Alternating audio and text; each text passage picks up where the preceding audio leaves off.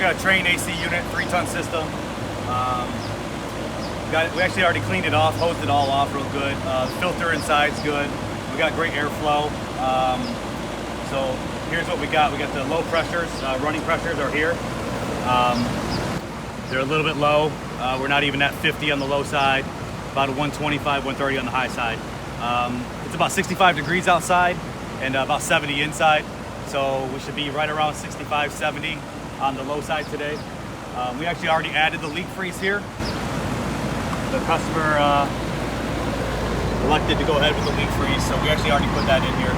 And right now we're going over just adding refrigerator to the system. So it's gonna open up the low side here. We've got our scale and tank right here. This is MO99, it's a blend, so you have to have it upside down. I try to only go a little bit at a time. You don't want to flood the compressor. We're just still adding and adding. The pressure just keeps going up a little bit at a time. That's what we want. So we're right around 70 pounds right now. We'll stop it right there.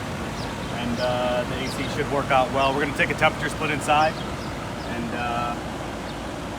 should be good to go. So you just want to take a temperature split here at the register. I'm hanging out right around 53, 52. Thermostat says about 71, so it's about 18-degree split, which is great. You want about 15 to 20. So we should be all set.